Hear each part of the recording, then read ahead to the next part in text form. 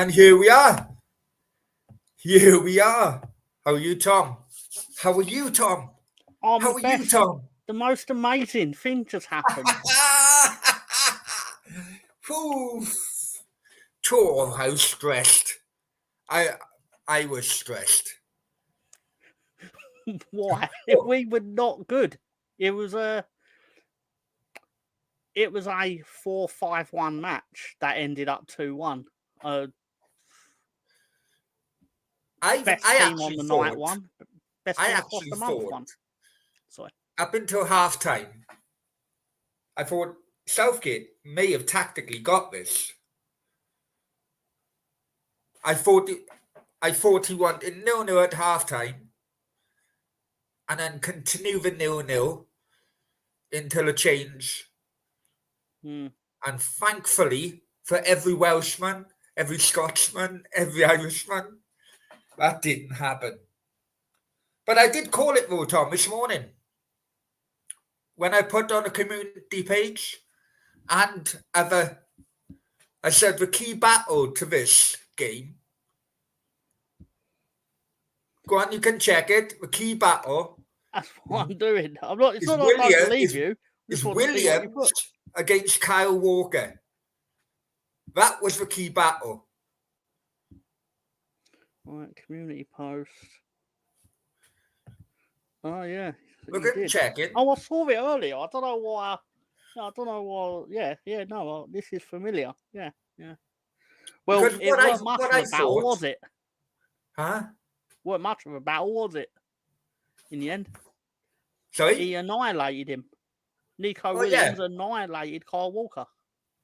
What I thought, I knew that the other flank, Yamal, he probably would, but you can't just go down that side all the time. So Spain would have to, switch it every now and then. Mm-hmm. So that was the key. And there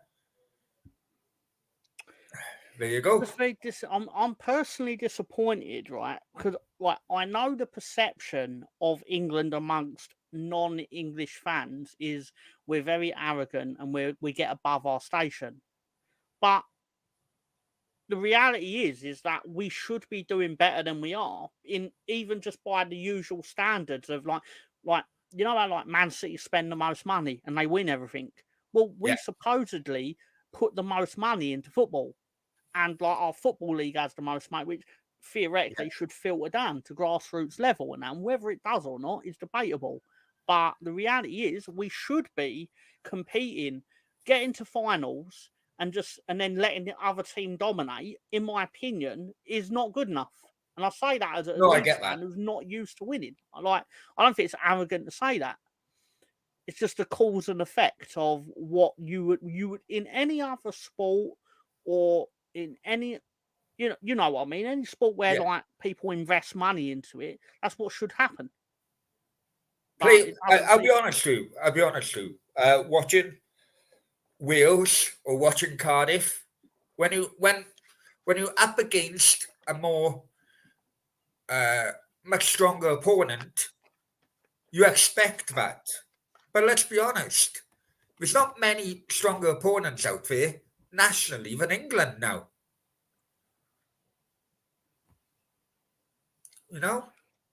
I feel like we should be a better team than the sum of our parts.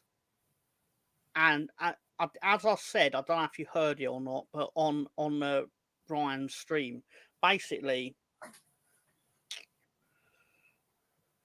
what annoys me about it more than anything is I know that on August 17th or whatever date the Premier League starts, most of the players in the England team will have 9 out of 10 weekends. Like they'll be scoring 8 and 9s plus. And I'll be like, why didn't you score 8 and 9 plus in Berlin on this Sunday night? Why not? But why are you going to do it for Manchester City, for Liverpool, for Arsenal? Look, I'm not taking a piss now. I'm really not. Yes, get fucking in there. I'm not. I swear I'm not. Yeah, right. But it has to come a point. I know we both know what the media are going to be like now from now on. Mm-hmm. going to be at Southgate's throat. Let's be completely honest. And that's another question we'll touch on. Another point we'll touch on later on. But it has to come a point where the players cross that white line. Manager can't really do much. Okay, can make substitutions or change. But personal responsibility, where does that come from? Or we are at a social media age now where players actually can hide behind bloody manager tactics or manager bloody lineups. At what point does personal responsibility come into it? Well, people are free to tell me I'm wrong here, Brownie. And I've long said, over the course of this tournament, one thing I've consistently said is Southgate is basically being used as the dead horse to beat, rather than turning around and saying, why aren't the players taking things by the scruff of the neck? Like, because basically, if he's telling them to go out defensively and do the passing and back to the keeper, why don't you do that well? Why don't you at least do that well? Because they're not even doing that well. Is my issue with it. Why are you not playing defensive football well? Because generally they weren't. Like England got away with murder generally across this tournament in terms of like Slovakia had a chance to beat us. I think there was Switzerland had chances to beat us, for example. And I'm not going to hypocrite myself. Don't get me wrong. This did not hurt like when Leeds lost to Southampton. That was painful. This is more annoying because I know they actually have the players to just beat anyone. And I don't even say that to sound arrogant. It's just the reality of because these players are worth the most money. So they should theoretically be in a position to beat anyone. Well, absolutely. And you're right, Stefan. But to be fair, my point is more, if you're going to be sent out there to do defensive football, do it right. And tonight they certainly Let's go on a chat. You mentioned Stefan's name. Let's go on a chat. And thanks everybody for joining. I know it was just a quick upload. I've been warned from YouTube I need to do more live shows, so this is probably the first of many coming up. But Stefan, well, that was fucking shit. A good start to the comments. Yeah, good start to the comments. Colonel Ward, go sit here with Tom. You're very calm, collected. Oh, you are actually, Matt. You are actually. Stefan I'm not going to pretend I care to the degree of crying or anything. Why can't this, see you next Tuesday, just go in for a final? I was listening to the radio all day, and it was like propaganda. TalkSport were pushing. Before today, I thought, no way, Spain will win it, But the amount of pro-Gareth Southgate, pro-England, by the time kickoff come around, I was like, shit, they may actually do it. The freaking relief from every Celtic nation was incredible. But let's be honest, Stefan, going back to Stefan's point, why can't they do it in a final? Realistically, they haven't done it throughout this competition. I said, basically, in a nutshell, I congratulate Spain. The best team won the tournament. Yeah. Across the board, it'd be delusional of me to, if England had won the game, I would have sat here and gone, best team did not win the tournament, but I don't care about it because we won, sort of thing. Yeah. But I congratulate Spain. You've won back custody of Gibraltar and you can keep Jay Slater. I don't know. Oh, yeah. That post got a bit of friction, let's just say. Stefan agrees, not good enough. Would rather lose 4 or 5 decent team or go for it. Yeah, that's basically what football is turning into now. I think you were on Gary's show, weren't you? A couple of days ago. And Gary, has been relatively new to the game. And I say relatively new, 10, 15 years. And I, like many other people of my generation, and maybe younger generation, saying how boring football is becoming. And that is because I think it's ever since bloody it's gone one man up front. And no one's taking risks anymore.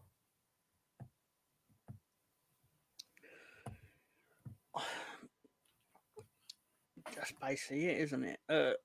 Like, who pioneered one up front? Like, I'm thinking, I could be wrong, but I'm thinking it was very much a like Chelsea putting Drogba up front by himself. There's probably like a European nation that did it first.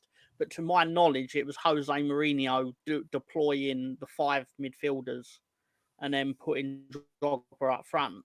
And everyone else sort of followed suit to a degree.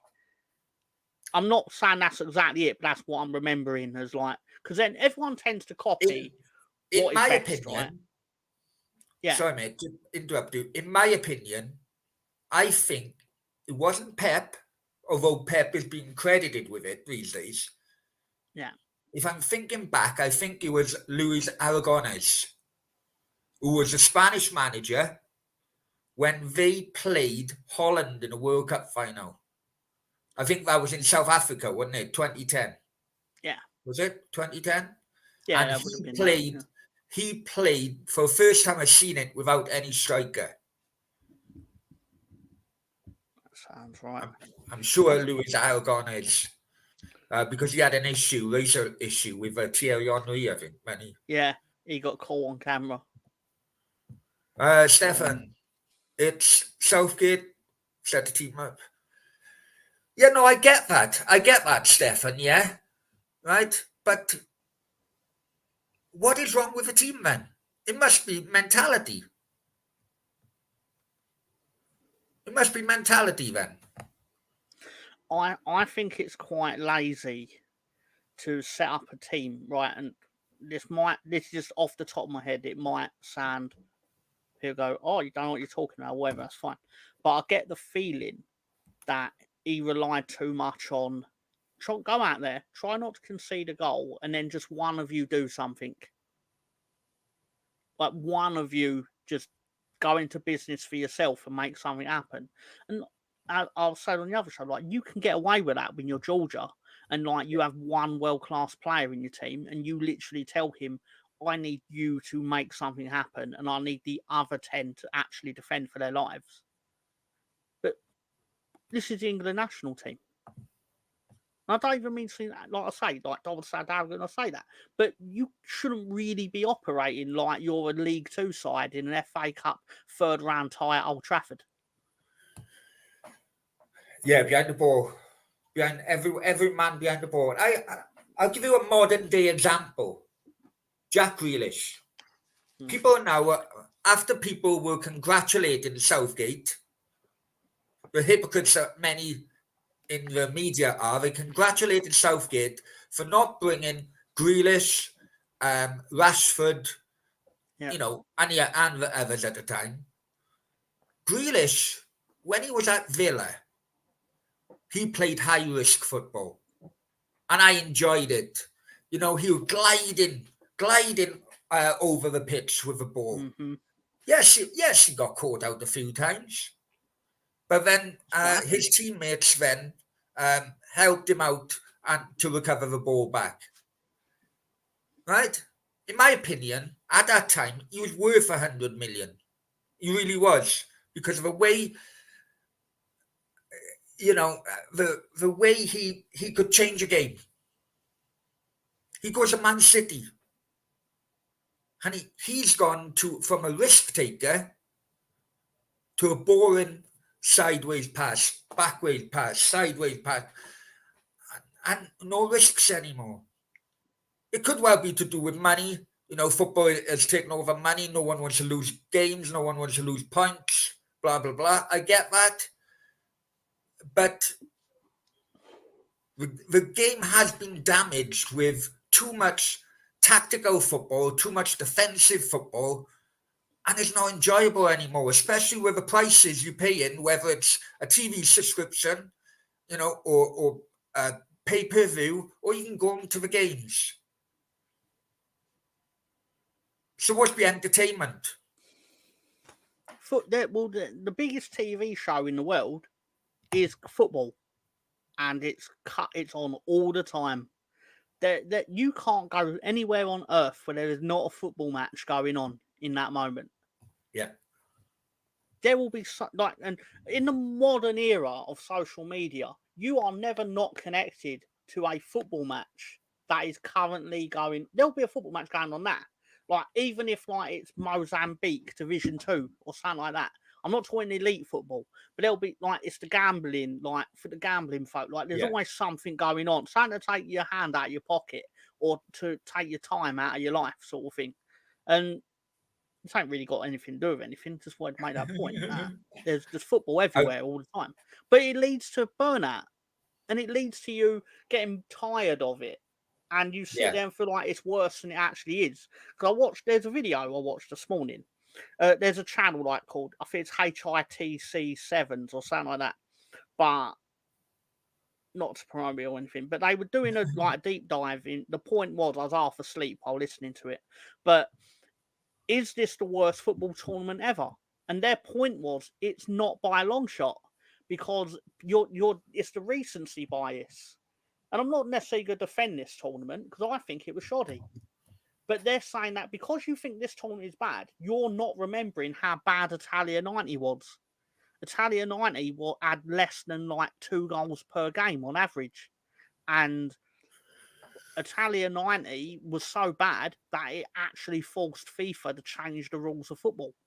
Nothing's going to happen in this tournament. This tournament has not been so bad that FIFA are actually going to change the rules of the game. It just is coincidental that the top scorer was an own goal. But the game was more open back then. The game was more open. Now, I remember Italian 90. I thought it was okay, but after Mexico, no way near that kind of level. I didn't like USA 94. Didn't like it. France 98. Didn't really like that. Then Japan. What World Cups did you like? Sorry? What World Cup did you really like? Like what one? Mexico, but that was my first World Cup. I've always said your first World Cup is what attracts you. Yeah, that's my so apart from that, the first World Cup you see is the best one. Apart from that, I enjoyed Italia 90. Probably didn't enjoy another World Cup since it was held in Germany, 2008? 2006. I didn't really enjoy the Brazil one. I enjoyed the Russia one. I did enjoy the Russia one. And that was it. European Championships, 88, I enjoyed. 92, okay. 96, I did enjoy it, even if I was a Welshman. 2000, no. 04, no. See, I actually think World Cups have got worse year on year. And it's because there's nothing new in it, because you're still seeing the same players you see every week. And that's partly because social media is football feels like it's down the street here. Whereas in 1994, the first World Cup I watched, I was like, who is this mysterious Romario guy where everything he touches turns to gold? And then I never saw him for 4 years because on terrestrial TV, they didn't show whatever league he was playing in. I think it was Holland, for example. I think it was Holland, and I think he went to Barcelona or something like that. But then I look forward to France 98 because then he rocked up again. And I was like, oh, Romario's still alive. He's back. He was king shit of football at the time. And obviously then Ronaldo took over. But it's become progressively... I'm going to show you something now because I was interested in it earlier. 1 second. Okay. Oh, hey, Lenny. Right. And Cardiff City fan. And obviously Stefan. We'll go back into the chat now, but I wanted to point out one thing. Now, being a Welshman and following Wales home and away, and I followed them through some fucking dark days, I tell you. Bobby Gould going to Moldova, we lose 5-1. Going to Poland, tour, that was fucking heavy. Going to Russia, heavy. Proper heavy back then, you know. And the expansion of the teams in the tournaments has enabled me to finally watch my country in the finals, in the tournament. That is only due to the expansion. But what's this now, Tom? Share screen. I looked at this earlier on, yeah? Okay. And these were the groups of 96. There was 4 groups of 4, 16 teams. Look how tough those groups were. Now, if I remember correctly, in the top 2. Yeah, I can tell you. If I remember correctly, right? Yeah. The top team of every qualifying group would qualify, and then the second team in the second would have a playoff. Nowadays, the top 2 there are was only one qualifying. playoff. No, Brownie, this was a unique foot. There was only one playoff match. If I remember rightly, they ranked basically the bottom 2 ranked the bottom 2 ranked second place teams played each other. Ireland played Holland, and Holland won. That's right, at Anfield, I think, wasn't it? Yeah, but there was one basically first and second qualified every time. Not every time, sorry. First and second qualified automatically, apart from the bottom 2 ranked second place teams, which was Holland because if I remember rightly, I think in qualifying, Italy lost to Switzerland, which was shocking. But anyway, still. But yeah, I don't know why I remember that quirk, but yeah. But anyway, sorry. I know you're making No, we'll go back in the chat for a moment. Lenny, hi, mate. Hope you're well. Cardiff City fan. Hi, my friend. Hey, what do you think of Callum Chambers signing for Cardiff? And Willock as well from QPR.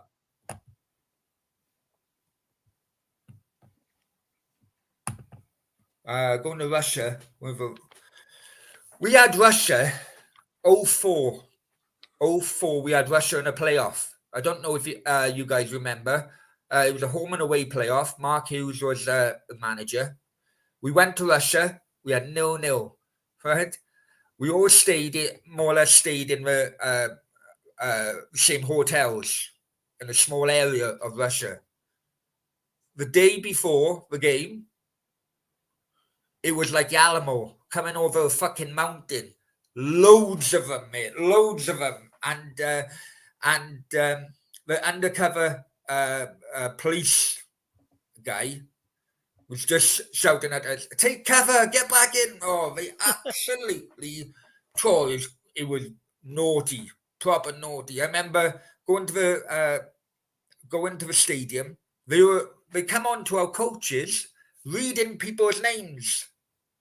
Reading people's names, you know, people who have been involved in football issues in the past. They're reading people's names out and they say, we're gonna see you later on and all that. Go off. It was fucking heavy. Right? Yeah. Anyway. I just double checked. It was exactly like I said in that, because they had there was one host nation, obviously that being England. Yeah. The qualifying rounds were 8. The qualifying round was 8 groups, and 2 went through in each group. But the 2 runners up with the worst record played each other, which is why Ireland were not at Euro '96, because obviously Holland dispatched them comfortably. Okay. Yeah, 2-0. Don't get rid of those the qualifying groups. Did you just have Russia or CIS at that time, or did you have all the different Estonia, Latvia? I can tell you that CIS was in 92, I believe. Yeah. So Russia qualified as Russia. You had Lithuania. Yeah, so it would have been the first one with like Lithuania and the Soviet Union broken up. But what is because it? that really pisses me off. You know, people are on about Harry Kane and top England goal scorer and so on. When they try and compare him to Lineker, to Jimmy Greaves and all that. Back in Lineker's day, or Jimmy Greaves' day, or Bobby Charlton's day, England wouldn't play bloody Gibraltar. Do you know what I mean? Or Estonia. No, back in those days, you had 3 or 4 teams in a qualifying group, and the first one qualified. That's why England hardly qualified. They didn't qualify 78. Don't think they qualified 74. Didn't qualify for 84 Euros. I don't think England qualified for a tournament for about 10 years. Because after 1970, I could be wrong. It could turn out England qualified in 72, but we certainly didn't do anything meaningful if we did. But then I think our next time we was in a tournament may have been 82. Could be wrong. But yeah, because obviously less teams qualified for these. Well, they didn't qualify for America in 94 either. Nah. I mean, that was partly because of Ronald Koeman, wasn't it? Because he got away with it. Yeah. Which was obviously. Hi, Bargav. Hope you're well, my friend. Hey, Bargav. He asked a good question, to be fair to him. Well, hang on, man. His latest comment. How did the Euros compare to years past? Before, I always thought the Euros, we touched on it. It was only, 16 teams. I always thought the Euros were a stronger competition than the World Cup. I really did. Theory. Because you didn't really have the weaker nations back then. Nowadays, they've expanded. And I think it's to a detriment of a competition. I get why they've done it, and they're going to say, to give other nations a chance to participate in a summer tournament. But the actual real reason is because they want more games, which means more money. Yeah. More than anything, because you get more TV money, like the TV. Because obviously their TV rights they're not getting as much money as they probably could get, because obviously the UK government, for example, won't allow Sky to host an international tournament. They'll let them have the qualifying, but if Sky could bid on the World Cup, for example, you'd never see it ever again on BBC One. Oh, absolutely. Because Sky would just keep going. Yeah, we'll give you how much you want, £1 billion to show the World Cup, and then whatever it is, they'd pay it. So obviously the BBC and ITV can only pay so much. And I'm very surprised that UEFA or FIFA don't do their own streaming for the games nowadays. Bargav, feels good ending of Southgate. If you have it, I think stories over here, or stories, in the UK, because I'm in Spain at the moment. The stories are that there was a contract put in front of him yesterday. Have you heard that, Tom? God, I hope not. But the thing is, you look at Southgate. I was talking about this earlier. You look at Southgate, yeah? It was wrong timing for United. Although he's going to be in the background with his axe, just waiting for Ten Hag to fuck up come October, November. But apart from that, where does he go? If there's another contract on the table worth 5 million, well, let's be honest, it's a part-time job, international football. It really is. It's a great gig. It's a great gig if you get it. I mean, admittedly, the Curaçao FA have not responded to my application for the job.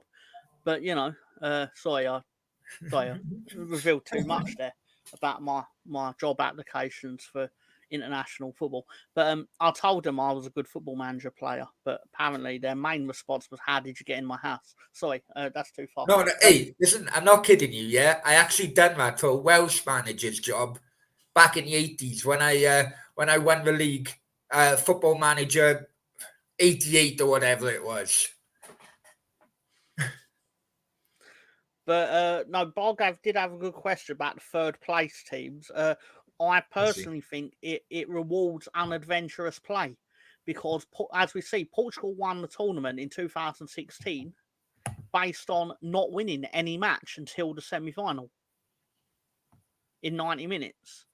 Well, the World Cup when I first started in Mexico, it was the best third, and then they went to the top two in 90. No, they actually went, no, three No, it's always qualified in top England's two. group, didn't they? Three qualified in Yeah, England's group. So yeah. again, it was the best third. I think it went back maybe America for top two, maybe. No. Best third place started out in 1986, I think, and then in 98 they reverted to top two. This is the main tournament, not the qualifying.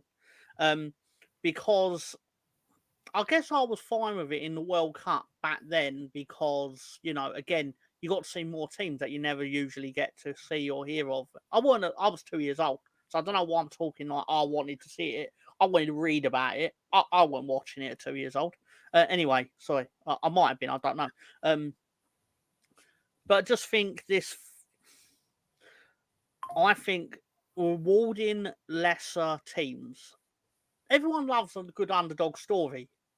But this third place stuff enables you to have potentially 4 underdog stories. But what really happens is it basically provides a safety net for Netherlands if they don't play well in the tournament.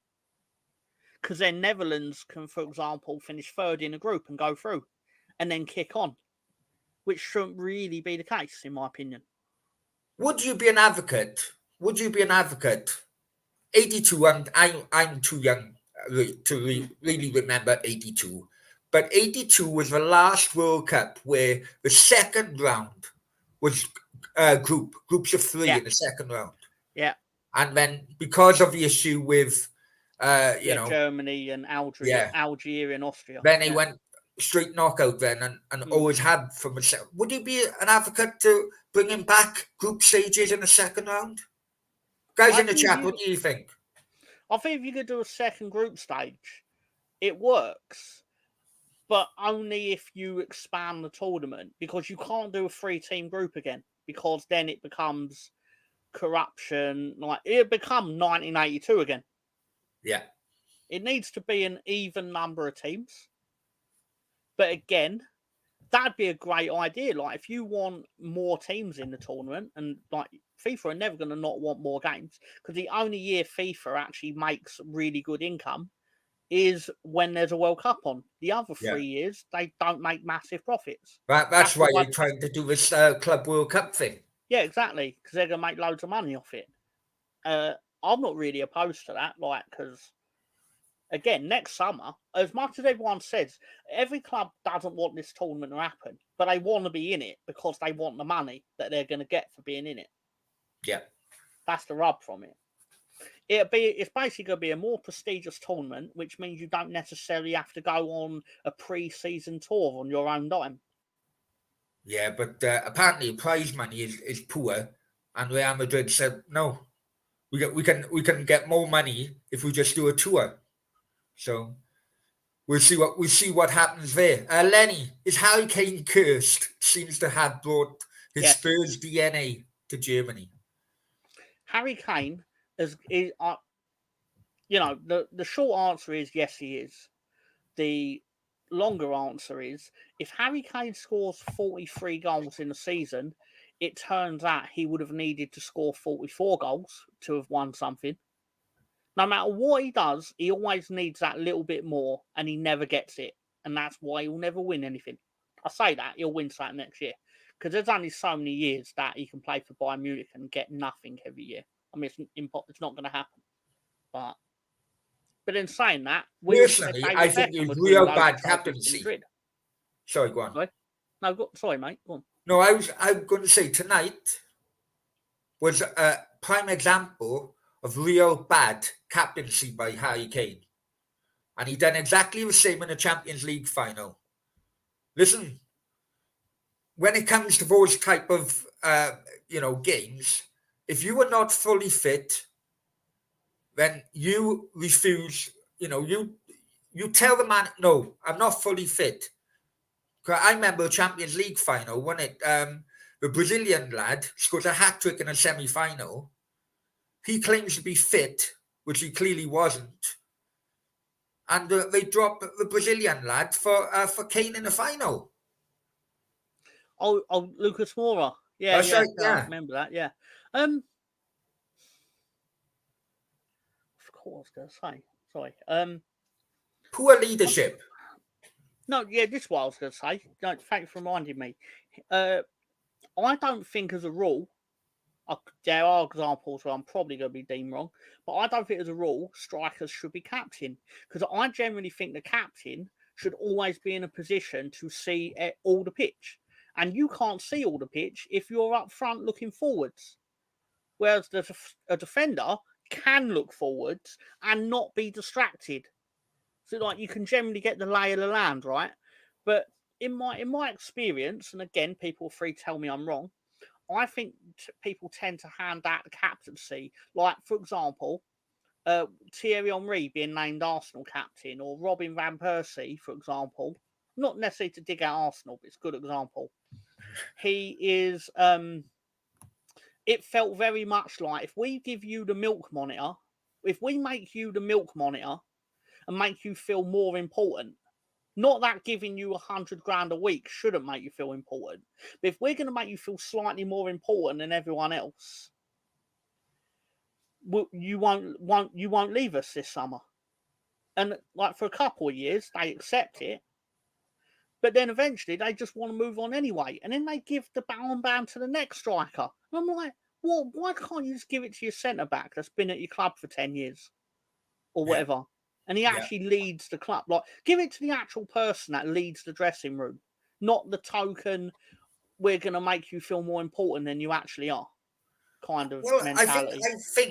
I think it's only the UK really go for leaders as captains.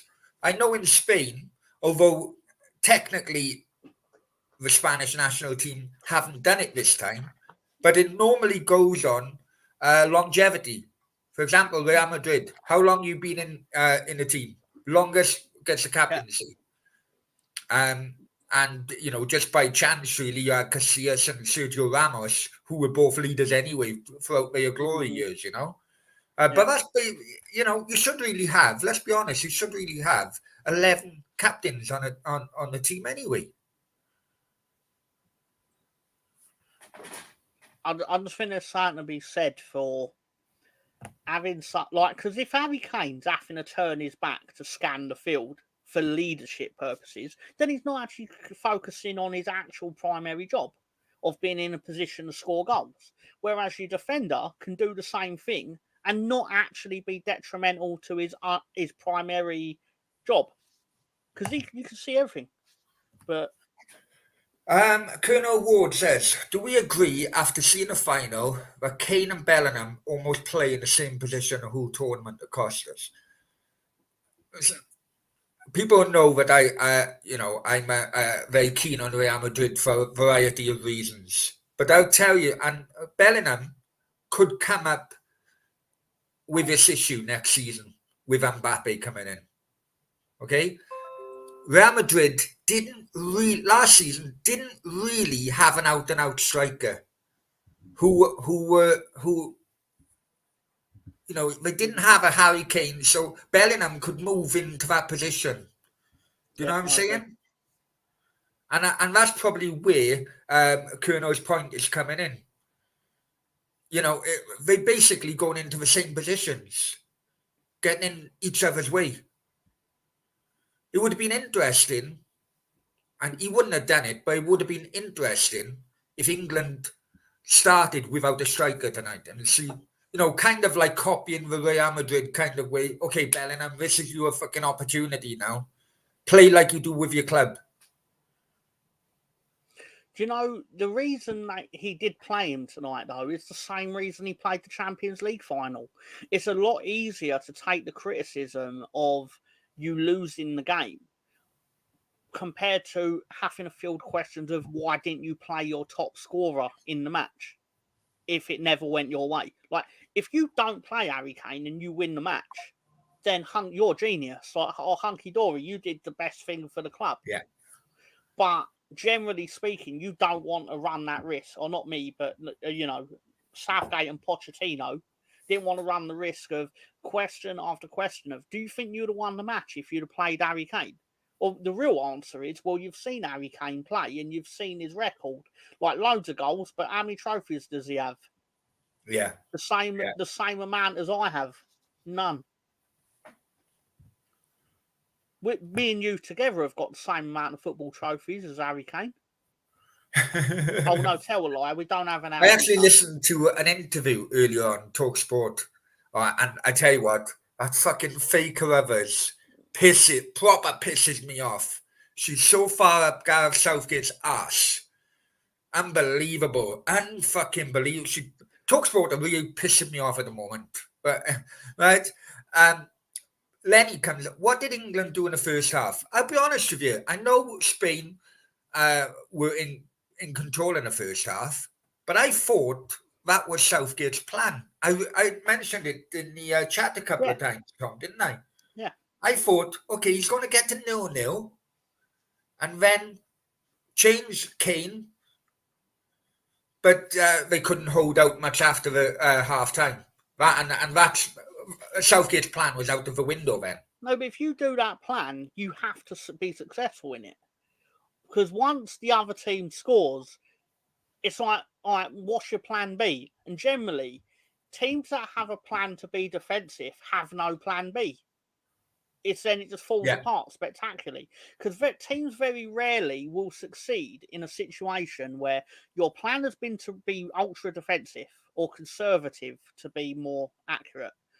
And then, our plan B is to actually try and score. And how often does that team that's been dominated then go out and actually score? And I know we did, but I mean, like, how often does that lead to you winning the game? Doesn't, generally speaking. I tell you what, the only time that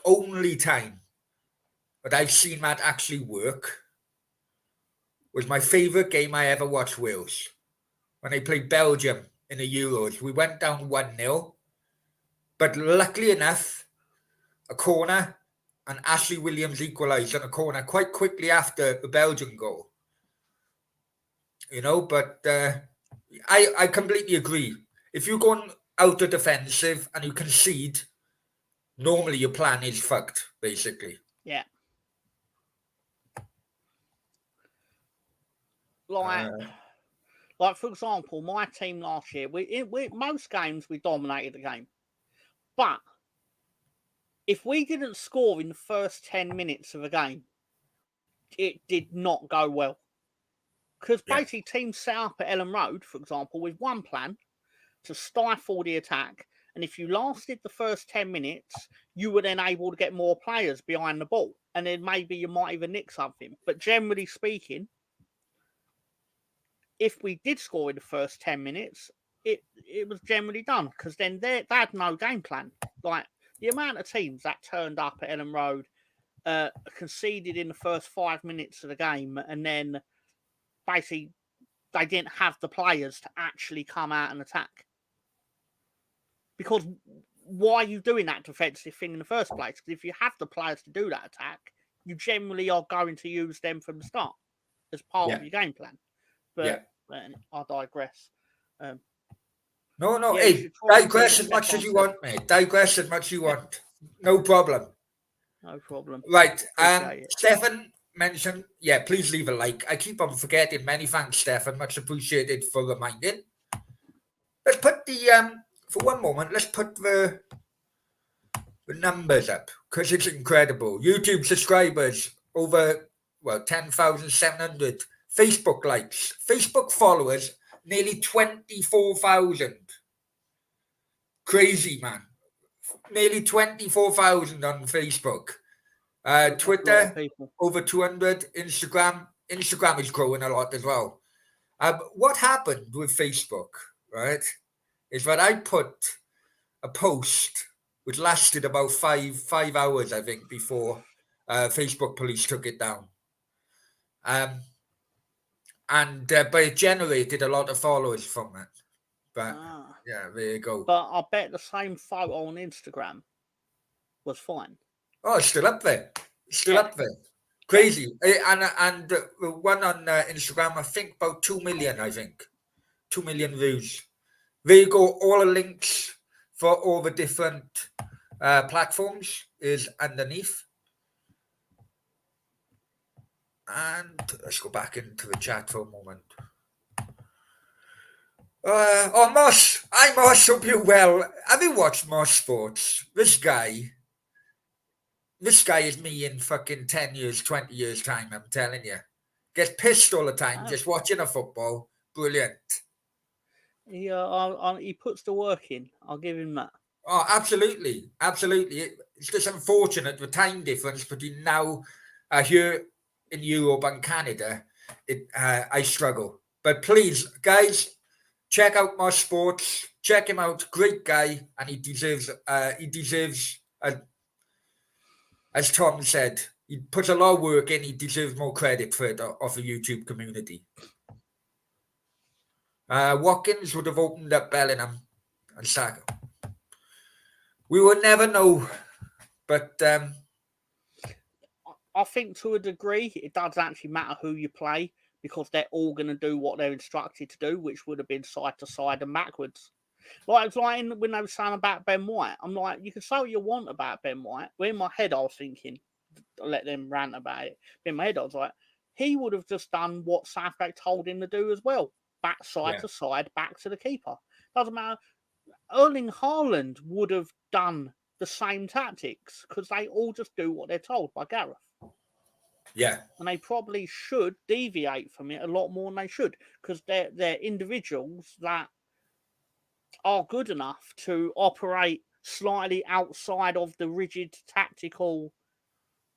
I don't know the exact words, but I just think if they'd have deviated, got into business for themselves a bit more, we might have been a lot happier. Because we've had England teams before that generally have not done as well, but we've been a bit more like, all right, well, that went. You come up against tougher teams. Let's be honest. Come up against much tougher. The way the tournament opened up and the knockout stage opened up for England, even I was thinking, oh fuck, this could be the year. You know, I was looking on the internet for one-way tickets to Easter fucking Island tonight if England did win. You know, but you know in the past they have come up against far tougher teams. But we should be the team that the other countries fear, but they don't. And it's obvious why, because you know we're not going to actually put the pressure on you. So then logically, that means you get to put the pressure on us. And it's a lot easier to be the team that's attacking. Yeah. I mean, don't get caught out defensively, but I'm sure you get what I mean. Like, everyone loves being the attacking team, right? Like, by its very nature, who wants to watch their team defend for 90 minutes? I have to admit, I know Spain rolled back a years they didn't do boring tiki-taka in this tournament. You know, they did, sometimes they went much longer than what teams normally do now. And they got wing play. I fucking used to love wing play, you know? I don't think they were that good generally, but they were still better than everyone else. Yeah. But then again, that's maybe it's like what you said. Maybe it's like when Leicester won the league, everyone else was just fucking poor. That's the only reason they won the league. Oh no, I agree. Like, and I'm not taking it away from Leicester. I'll take a lot away from Leicester because they're dirty, cheating, financial cheating scumbags. But generally speaking, the Leicester team that won the title, they took advantage of the fact that the bigger sides all beat each other, but not consistently enough to actually challenge them. And other than Arsenal, none of them beat Leicester, which is why Leicester won it. When it come down to it, Man City, I remember Man City lost at home to Leicester, which was shocking. But you know, the league is won by the most consistent side, and 8 years ago, that side was Leicester. Stefan, Brownie's reason for liking Madrid is because fancy bird Real Madrid. Summer Hunt is not on Real Madrid TV anymore, as you know, Stefan. But she's a great person, and actually, when I last speak to her, I spoke to her about a month ago. You actually know her? Sorry? You actually know her? Yeah. I had her on the channel. I interviewed her on the channel, and basically, we always kept in contact. I went to one of her live shows as well, through tickets, obviously. And yeah, but in all fairness, her career's just gone better and better with La Liga TV and everything.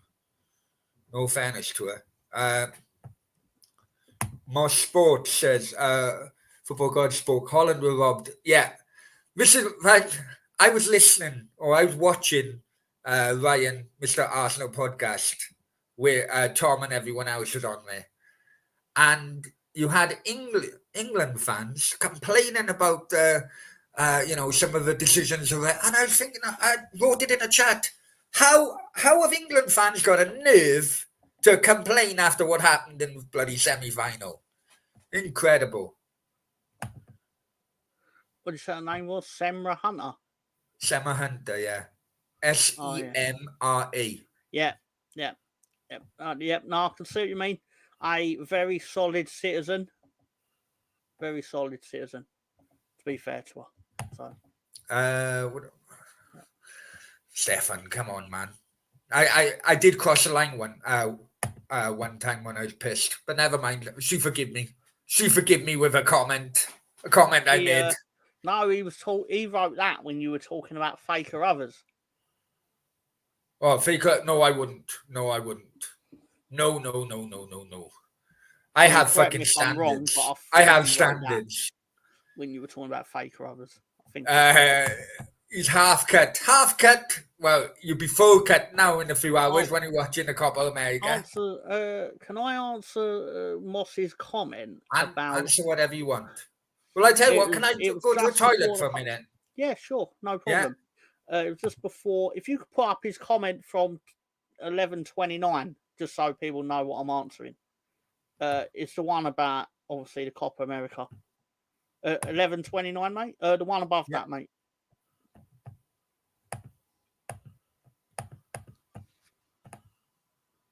Okay. That's all right, anyway. Thank you. Right, one moment. Moss, admittedly, I mean, it was not as decisive, obviously. I mean, from what I can tell, it was Uruguay were very lucky. But it was still nice to see that Jesse Marsch did not defeat. I mean, I'm not saying it to be a dick to you, because obviously I'm not glad that Canada lost, for your sake. Just put, obviously, third and fourth place ain't really that important in the scheme of things. But I definitely am pleased that Jesse Marsch did not beat Marcelo Bielsa, because he would not have let Leeds fans live that down, to put it bluntly. I can get why you're very happy with Jesse Marsch, and well done to you. Not going to take that away from you, but obviously, I'm sure you can understand why I, as a Leeds fan, would have a mild animosity with Jesse Marsch. I mean, don't get me wrong. If I actually saw Jesse Marsch in the street, I'd be polite to him. I have no reason not to if he was polite to me. But in sporting, sporting fandom, I'm not too thrilled with him, because I think he sold us all a bill of goods. And we were sold a bill of goods by the management about him. We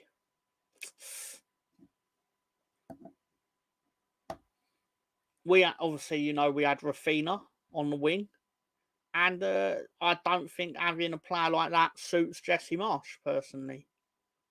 Because Jesse Marsch does not like playing down the wing. And our best player is a winger. So I don't really know why they brought him in to do that. But still, I could totally get why the United States men's national team turned him down. Because a lot of people see him as a charlatan. He's basically the bloke that laughs at you while he's diddling your mother, and he's convinced her that although he's a yoga instructor, that he's gonna he's gonna get her to leave your dad for him, sort of thing. and he'll have the disingenuous smile, and he might be a nice guy or whatever. That's the feeling we all get about him. Is what it is. I mean, you can have him. Like, if you want to say he's Canadian, that's fine. Fine with it. But no. I mean, it was a absolutely great result for Canada, because obviously I did not like the format of the tournament. I don't think you playing a team in the group stage of a 16-team tournament should then have to play that team again in the semi-final. That's ridiculous. And that felt heavily designed to get Argentina into that final without having to play Brazil, Uruguay, or Colombia until the final. Well, I got treble tonight. Yeah. Oh yeah. I got treble tonight. Right. First two have come in. Alcaraz with tennis, Spain with a football.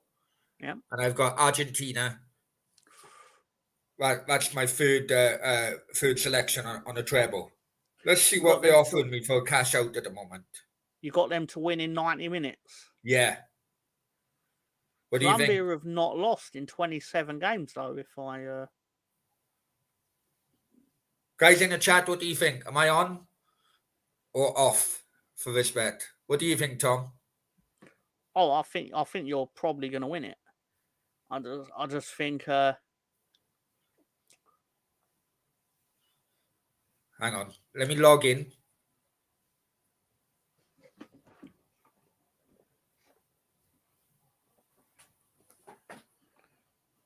Oh, fuck it. I got VPN on. I'll leave it go anyway. I'll leave it go. Yeah, I don't think it would be the best advice to tell you to cash out before the world champions play. Like, if you've got no faith in the world champions, why are you even going to do a bet? I still think defensively, Argentina get found out. Well, yeah, Uruguay would have found them out, in my opinion. You know, that was crazy with Darwin Núñez, wasn't it? That was crazy. Did you see Suarez bit another player? I know. But you know, their defenses or the families were getting hurt. There's actually no footage of the families getting hurt. None whatsoever. He has to have like a Cantona type of band, surely. I can 100%. The thing that disappoints me more is that Bielsa has defended his team. And I think he is, because he is despite what some people might think, like, he is a great man. And obviously I'm heavily biased because of Leeds United.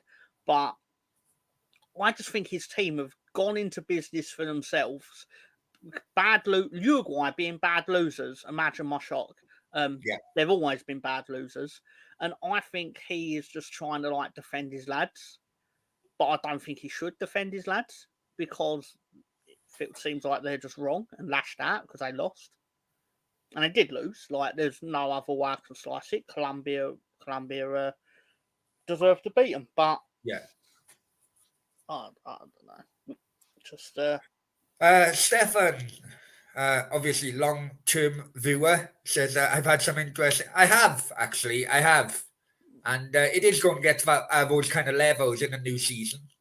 Obviously, I rejoined YouTube halfway through the season, so I had half of the season to get back up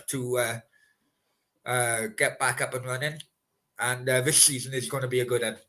I can assure you that.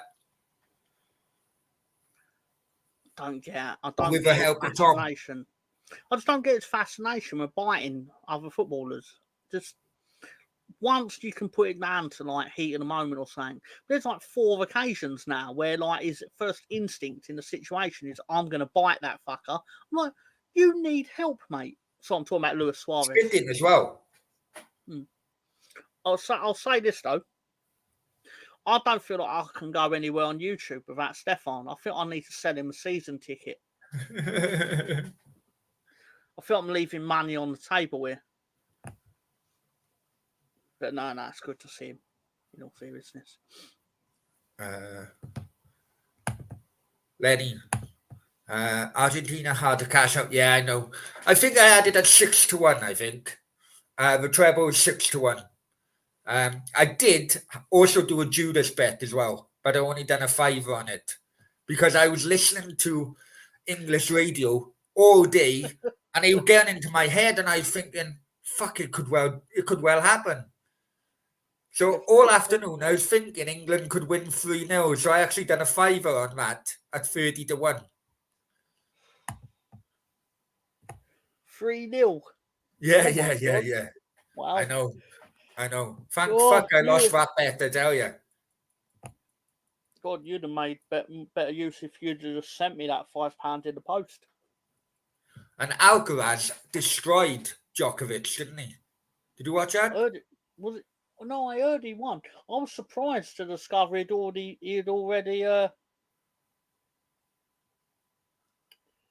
What is it? This was his 4th Grand Slam, wasn't it?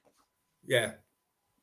Whereas I just felt like they were all being won by Djokovic these days. Just for some reason in my head, it just felt like, Djokovic is going to win this. He's going to win this. But no, apparently, when I was asleep, this Alcaraz fella won 3 other ones, and then plus today. But, it's what it is. Here you go. He's going to unblock you, Tom. He's going to unblock you. I didn't even know he'd blocked me. Right, we'll just touch on a couple of transfer stories, and then that's it. No problem. Okay, Joshua Jerksey, Man United. I haven't got a fucking clue. I couldn't pick him out of a lineup, even if you slapped me in the face with his willy. I couldn't tell you who he was. Yeah, I couldn't. I know Bologna have had a good season. They're in the Champions League now, but I don't know what the hype about him is. I only knew his name when Man United signed him. If I'm honest here, I'm sure he's a fine player, but Manchester United will no doubt squeeze all that fineness out of him, and he'll just be another guy that they then loan out to probably Bologna again in 2 years' time. Well, he couldn't get into a Dutch team, right? And this Dutch team, let's be honest, we're not great. No, but we're not great. There's been problems in that camp for years, though, hasn't there? Yeah. There's just something rotten in the Dutch, how we talk about the English FA and all things like that. Their FA is arguably worse. All right, now going back to in the 96 when England beat them 4-1. It was a massive racial divide within the changing room there. Massive. And it's always been like that with the Dutch. Yeah. Even going back to Cruyff days. That's true. Right, De Ligt. Now I'm going to say this because I'm going to do a video on it. I think De Ligt is an absolute fraud. I'm telling you. Guys, if you look back to my videos years ago, I done exactly the same when Varane went to Man United because I was over in Spain. I was watching Real Madrid a lot, and he was done. He was done, mate. He went to Man United for big money. Real Madrid were laughing their bollocks off back to the bank. He was already done then. Now, De Ligt, he had one good year at Ajax, in my opinion. He goes to Barca, flop. He goes to Juventus, flop. He's going to Bayern, flop. De Ligt is an overhyped fucking steamboat. Steve Bold. What? You don't hate you that much, do you? Or Andy Linnigan. Steve Bold. I'm sorry, that caught me off guard. I didn't see that coming. I was like, yeah, he doesn't like this guy. Then you went Steve Bold. I was like, wait, what? But no, yeah. He feels like one of these players who, like, everyone says he's good, but then you'll go, name me a game he played really well in, and they go quiet. Because they couldn't tell you they've seen it. Yeah. They've just heard that he's really good. I'm like, but I don't know. But then I'll say, if you look back at that Ajax team, you look back at that Ajax team, they were extremely lucky to get that far, right? They then allowed Tottenham to score 4 goals or 3 goals at home in the semi-final, which knocked them out.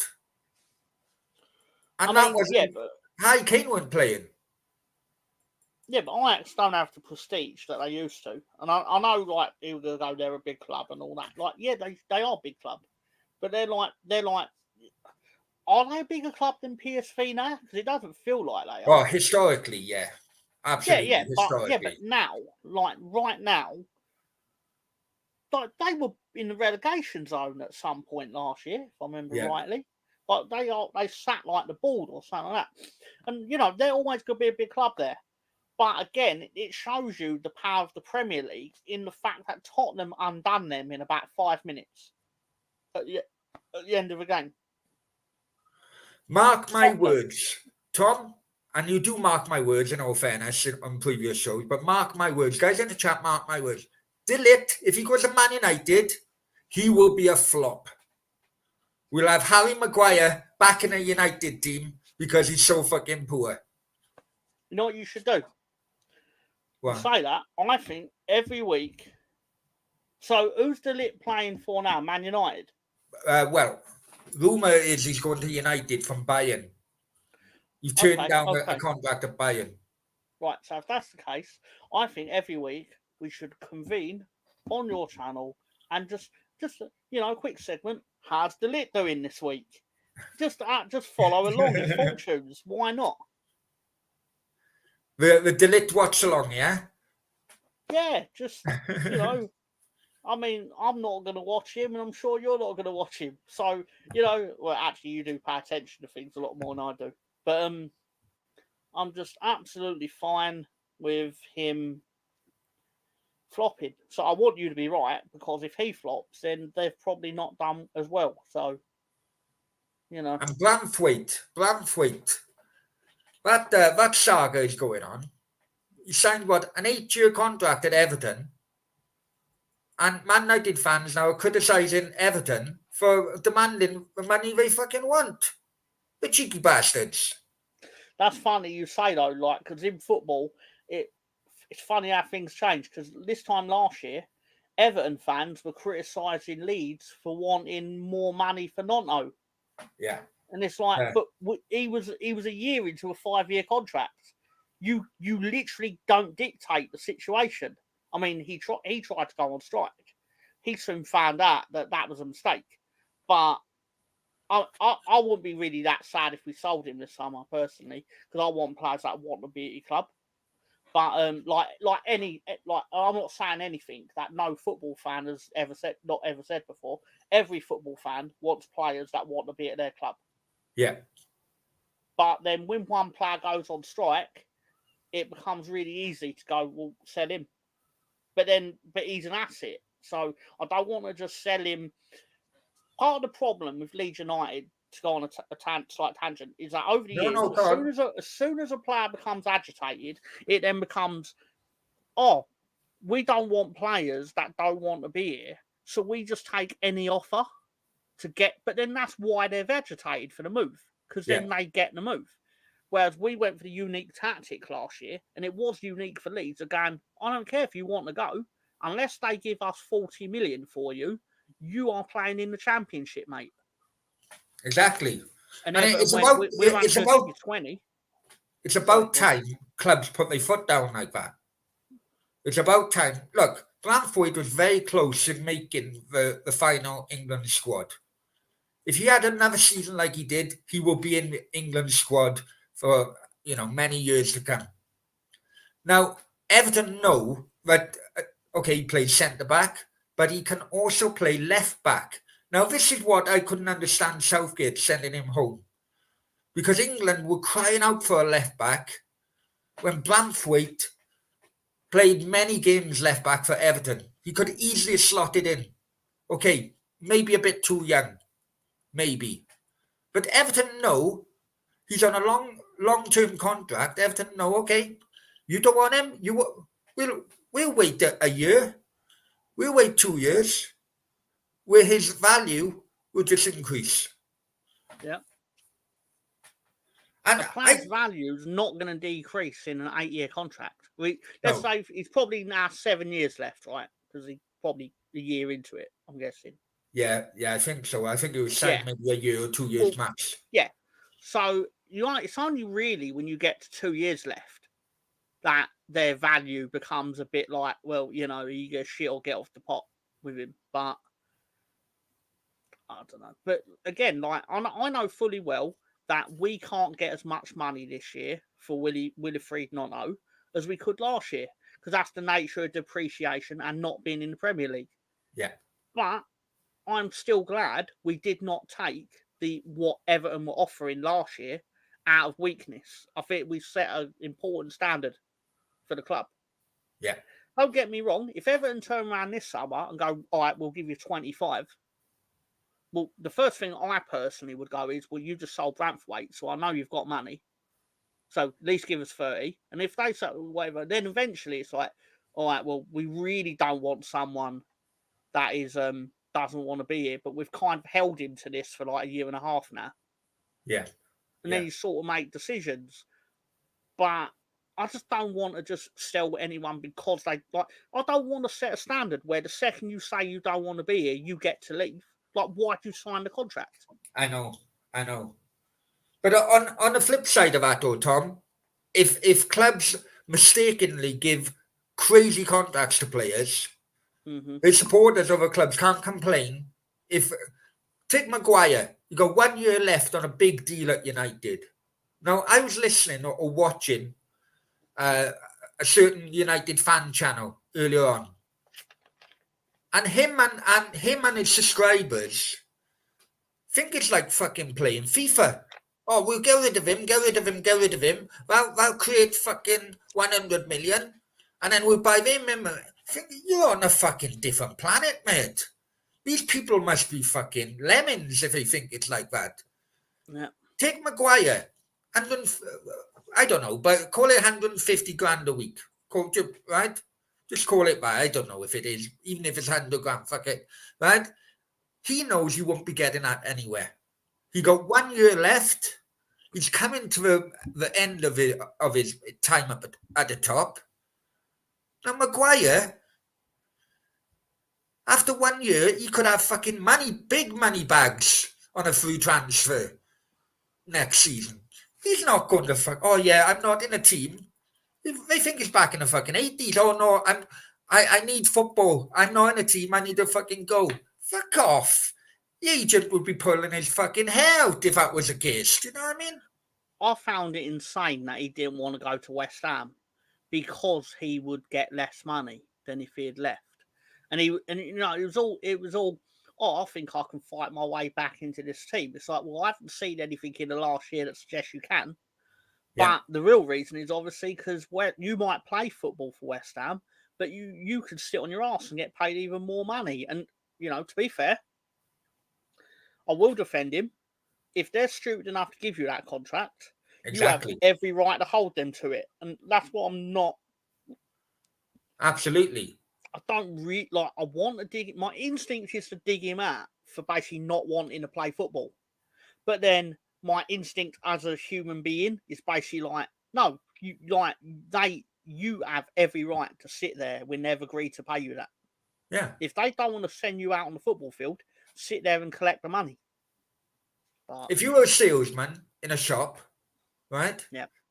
Right, and you were employed to, sell on the shop floor, and all of a sudden there's a better salesman coming in, and the manager of the shop says, "Oh, look, go in the warehouse. We'll keep you on the same money. To go in the warehouse, and fucking hell, you're gonna do it. So what's the problem with Maguire not doing it? Mm-hmm. Fucking some of these people who follow football are thick as shit. And some of these fucking fan channels are just fucking stirring it up for their views when they're not fucking realistic. I think because, right, and I've almost certainly been guilty of this at one time or another. Like when the emotion takes you rather than thinking rationally about the situation. You think that because, like, I'll use you as an example, Brownie, because you support Cardiff, you can't imagine why a player would not want to play for Cardiff if they've had. Now I know rationally you can, but in the moment when a player wants to leave Cardiff or they want more money, or like I sit there and go like, why would Crescencio Somerville want to leave Leeds United? Leeds United's a great club, sort of thing. But obviously, he hasn't grown up supporting Leeds United. It's a job for them. Yeah. You know, and I'm going to call it out because it is.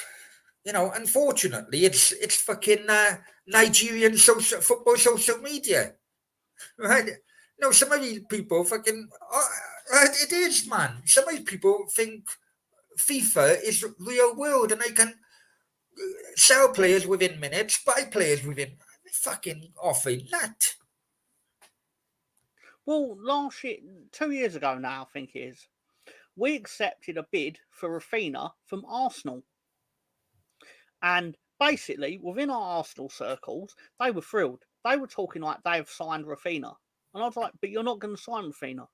They're like, what are you talking about? Because he's made it clear that he would either he wants to go to Barcelona or stay at Leeds, and he ain't staying at Leeds because we can get serious money for him.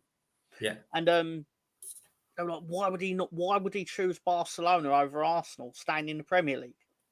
And you know, like you try not to be nasty about it, but I'm like, I know. When he was a kid in Brazil, when they dream of playing for a big club, they either want to play for Barcelona or Real Madrid. Yeah, because of Now, the Latin I don't mean to connection. sound racist or anything when I say that, like they or whatever, but players from Brazil grow up dreaming of making it over to Europe for football, but it's play for those two clubs.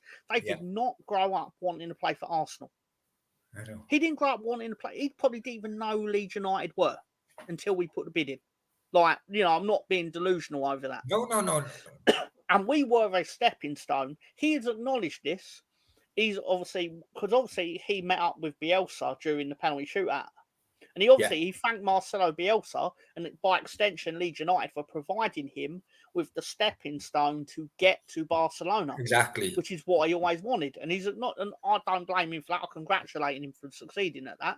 Because it didn't take us failing for that to happen for him. We failed after that. We basically wasted the money that we got for him. No, but players like that, they use it like stepping stones, you know, and fans have to accept it. You know, and it's fucking, some of the mentality is fucking crazy, and it's driving me nuts, mate, to be quite honest with you. Maybe as I'm getting older, I'm thinking, and I'm seeing through a lot of this on fucking some of these fan channels. Fucking mental, mate. And obviously, I'm not specifically digging out the Arsenal fans. It was an example of that happening, where it was like, why wouldn't they want to play for us? It's like, well, because he probably didn't even know you were until we came to the Premier League and played against you. Right, listen. You've had a long day. I've had a long day. People in the chat have had a long day. It's not going ahead, mate. Thank you very much, Tom. Much appreciated. Thank you very much, people in the chat. Thank you very much to the Spanish national team for making me happy tonight. And Viva España! Viva! Viva! Catch you later.